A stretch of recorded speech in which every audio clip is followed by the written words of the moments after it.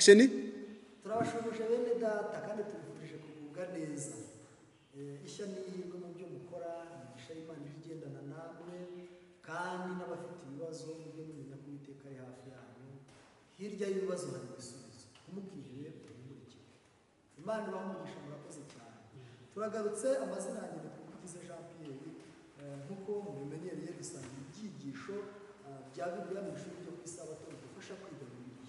Ngarukanye rero na bene data twafatanije muri iki cyigisho cy'iki cyumweru mu ngingo tumaze iminsi twiga. Reka tubakire nabo babasoreze, dukomeze tujye mbere mu cyigisho dukomeze. Turabashubuje bene data, mugire igitondo cyiza. Muri kumwe na Nzabonimpa Pierre nk'uko bisanzwe. Murakoze cyane. Turabasuhuje bana muri bakugisha. Ngarutse ikiganiro cy'ijambo ry'Imana. Nitwa Charles, turamenyeranye muri iki cyigisho. Ndabasuhuje rero, Yesu ashimwe. Murakoze cyane. Abantu bashimiye uburyo ejo mwabigishije, ejo rwose mwarabafashije, ariko tunashimire n'abantu badukurikirana, ni abasomyi nabo barasoma cyane rwose, barikurikije bazi byinshi no kuturusha, ariko twe nabo dufatanyiriza no kumva ijambo ry'Imana. Iyo tubyiga rero, iyo dusenze dufite umwuka wera, iyo twinjize umwuka wa Yesu akaduha umwuka wera, urushaho gusobanukirwa. Rende gusoma amakomantere bari bashyiraho, baravuga bati rwose ibintu byiza mukomeze, ndetse hari n'ibibazo bagiye babaza, tuzabigarukaho tubasubize mu byigisho bariya birimo, ndetse banashimiye n'umukameramani. Ntabwo ndi kumwamamariza, ariko baramushimiye bati umuntu wari bakorera akorera neza, ubanza bazamuha akazi ahaje, ariko ntabwo ndi kumwamamariza. Uyu mwanya reka twamamaze ijambo ry'Imana, ariko nawe wakamuha isa yaba akoze nawe akeneye kubona umuganda. Nabahaye nimero ye bazamuhamagara muri iki.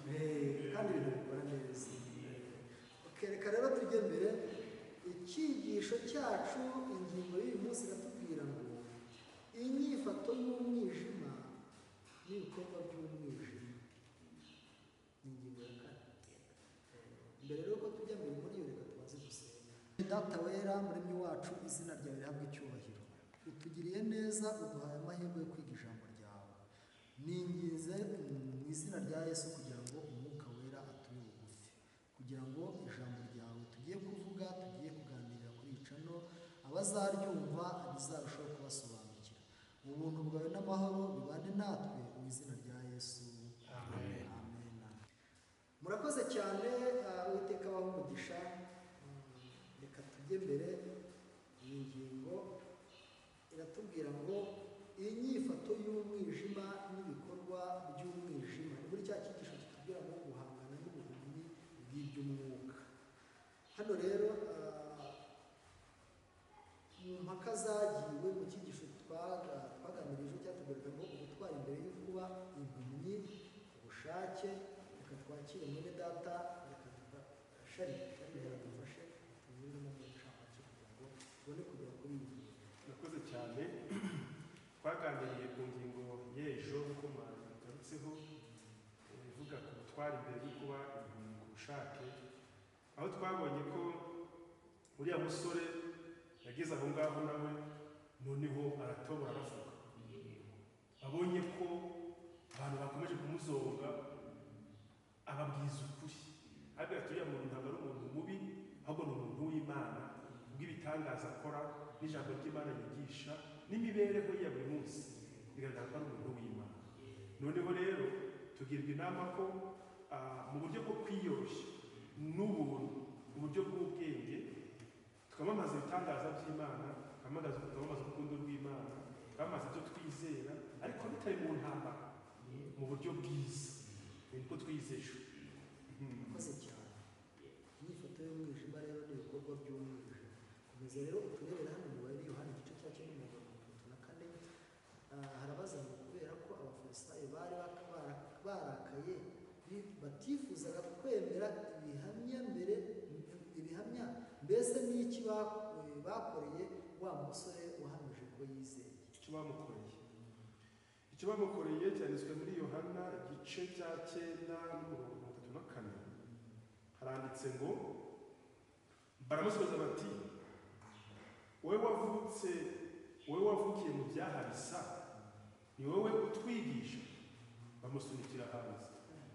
urumva bagarutse muri wa mwuka wo kuvuga ko kuba yaravutse ari impumyi ko ari umunyabyaha, ko byatewe n'icyaha cy'ababyeyi. Ariko Yesu yari yagikemuye. ubwo barangije rero bamusunikira hanze. Reka Pierre adusomeye mu gitabo cy'ubuzima byose ku paje 444. uwari impumyi yahanganiye n'abafarisayo mu bibazo byabo, ntawashoboraga kugisha impaka amagambo ye. Abafarisayo baratangaye cyane, babura amahoro n'icyo bavuga kubera amagambo yasobanutse n'uburyo yavugaga ashize amanga. Bamaze akanya bacecetse, maze abo batambyi n'abigisha bararakara, bafata amakanzu yabo bayiyegereje nk'abafite ubwoba bw'uko amakanzu yabo amukozeho yarahumanye. Bakunga umukungugu wari mu nkweto zabo, bamubwira amagambo yo kumutuka bati, wowe wavukiye mu byaha bisa, ni wowe utwigisha. Hanyuma bamusunikira hanze. Urumva shari akantu abadukurikiranye mwumve neza iki kintu. Ejo twize ingingo ivuga ngo ubutwari mbere yo kuba impumyi ku bushake. Habonetse icyitwa kuba impumyi ku bushake. Wowe umuntu ndetse abaturanyi b'uyu muntu bo ngo baramurebaga bakabonera kurabagirana mu maso, kuko hari ibimenyetso bidashidikanya. Yarahumutse arangije ntibyandagarukiraho, ahubwo ngo arabagirana mu maso, mu maso ye harabagirana. None aha twibaze ibi bintu, ni gute aba bene data abayobozi b'Abayuda b'Abafarisayo barabakubita bagira ngo n'abakubito ngo bafashe amakanzu yabo bayiboheraho bati rwose atanatwanduza kandi yakize. Aka ni akaga. Shari tubwire nk'iki kintu wowe urakivuga iki? Njyewe rero izi nkuru zarantangaje. Icya mbere, abantu ni abantu b'Imana. Umuntu yari yarahumye, ntibashoboye kumukiza, none bageze amahirwe habonetse umubakiriza. Noneho kuba wa muntu yamubakirije bihindutse ikibazo. Wa muntu nawe wakize arimo aratangaza uko yakize n'uwamukijije. None nkaho babuze bati ahubwo uyu muntu akwiye kudufasha agatanga n'ubuhamya, abantu bakizera imbaraga z'Imana. Ahubwo ngo aho yari ari bafata amakanzu yabo cyane batabegera akababuza. Ariko nanoneho baranamutuka nabo barabakiranutse badakeneye kwandura, kuko uriya wakize we niwe munyabyaha, nabegera arababuza. Ariko mbarikiye abantu b'Imana, abayobozi, ni gute bafasha umuntu nyine baramutuka bati ntabwo uri umunyabyaha, uri kutwigisha, uturusha ibintu, twe twarize, ntawe atubwiye iki. Igikomeye rero cyerekana ko bafite inyifato y'umwijima, n'ibikorwa by'umwijima, wamujugunya hanze. Njye narumiwe. Ese koko umuntu ubwo bari mu rusengero akaba ari umunyamafuti cyangwa nimwumvikana, wamuta hanze cyangwa ahubwo wamwigisha wagira amahirwe umwuka we akamugira akamaro. Rero inyifato y'aba bagabo igaragaza ko yari inyifato y'abantu b'umwijima, n'ibikorwa byabo byagaragaza ko ari abantu by'abantu. Ariko ngo hari n'abadiyakoni bavuga ko rwose baguterura bakakujyana hanze da. Hari n'abantu rwose pe byigeze kuba ahantu hamwe, ntabwo nshatse kuhavuga ariko hari, reka niyo kuhavuga kuri kamera ariko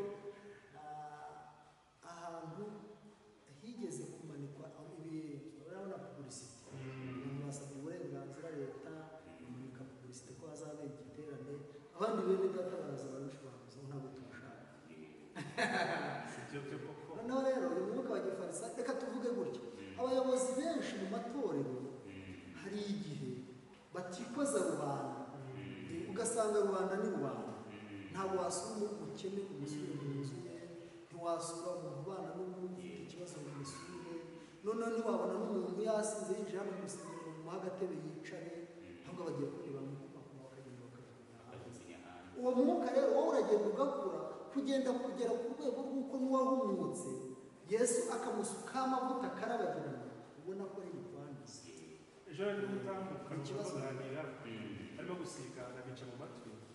Bari abantu babiri, bapfa bari abantu babiri basengera ahantu ntabwo nahabwa kuri kamera kuko babivuze si ngombwa noneho ariko rero twiga hano ntabwo twigisha ibyigisho by'idini ntabwo twigisha idini nubwo tubabwira ko turi abadivantisite bose wa karindwi bavugurura ariko turi inshuti z'abantu cyane bene data bose tuba dusangiye utaheza umugozi umwe ijambo utaheza umugozi intego yacu ni ukujya mu ijuru intego yacu ntabwo ari cyane nk'uko n'ibitekerezo baduha muri komantere turabyubahiriza rwose kandi turabakunda abadukurikira bagiye batandukanye nta n'uwo tubwira ngo nave mu idini ahubwo nimureke twumvire ijambo ry'Imana noneho tuzahurire mu ijoro tutazagira amabwire ibigufashije ubigendereho byumva atari ngombwa ubyihurije nuko rero ndimo gutambuka mbara abantu barimo gusigana bari gupfa ibintu bibiri gupfa ikintu kimwe nk'uko mubivuze umwuka wo kwiyemera wo kwikakaza uri mu bantu benshi nubwo dusubira ibi tukabaseka ariko natwe turimo bamwe muri twe bapfaga iki abo bantu bari abantu basenganaga ariko bakaba ari abantu b'abayobozi noneho umwe muri bo ngo yagiye gusura umuntu w'umukene cyane ngo aryayo ariyeyo mugenzi we w'umuyobozi ayimubwiye ko kumusura yariyeyo biramubabaza ntawe w'umuyobozi ntawe usobanutse gusura abantu mu nzu bitarimo sima bitarimo amashanyarazi bitarimo iki ukagira ibyo byabo basubira kwakira ntumurire ibiryo impamvu rero bivuze ni uko muvuze kuri iyi ngingo numva ndabyibutse icyo dushaka kumvikanisha n'iki n'abadukurikiye babyumve ntabwo kuba uri umuyobozi w'itorero bintandukanye n'umuyizera nyobora ntabwo kuba uri umuyobozi w'itorero bigutandukanye n'uriya mukene wo hasi ahubwo biramambo wowe biguhamagarira kujya kumusanga Yesu yasize icyubahiro cye mu ijuru aza mu isi kandi aje asangira natwe ibiryo araza aba mu byondo araza aba mu isi y'umuyaga n'imibu n'iki arya ibyo turya akora akazi nk'ako natwe dukora natwe rero iyo duhamagawe tugatumwa n'Imana tuba tugomba kumanuka tukajya hasi ahubwo babakira akaba badusutse kandi tugasangira nabo yirega nimusangira nawe ibijumba uzibuka ko wowe mu rugo nyine ufite umuceri hari akantu nawe nawe ateke ku muceri ariko se niba wamwihungije gusangira nuko yabaye twaganiriye umushumba wacu minsi yashize turaganira nuko aravuga ati jyewe ati nk'umupasiteri ubwo haba ibibazo nyine gufunga insengero n'iki ati nk'umupasiteri icyo byansaba cyose ngo mbwirize ubutumwa abantu bihana twavugaga nyine ahantu mudakwiye kujya ati ndamutse nzi ko ndajyayo wenda nkapfirayo ariko nkamenya neza ko nimpfa hari abantu bari bwihane bakajya mu ijuru ati jye nakwemera numva bivuze ku mutima iyi rero inyifato itari inyifato yo mwijima umutima ni uwa kirisito reka dusoze iyi ngingo ariko tubwire abantu hepfo kuri bene hatweretse uburyo uyu mwigisha uyu muntu wari wavutse yarongeye abonana na Yesu arangije aramupfukamira aramukunda n'umwigishwa we rero natwe tugire umutima wo kumva ko dukwiriye kuba abigishwa ba Yesu kuko dukwiye byinshi bikomeye kuruta buri kuduhumura mu by'umwuka kuba dutekereza ibi kuba twagira umutima wo gukunda bene data mu by'ukuri rero nibyo twifuza abadukurikiye gusobanukirwa neza inyifato y'umwijima n'ibikorwa by'umwijima tukabizibukira ahubwo tukimika inyifato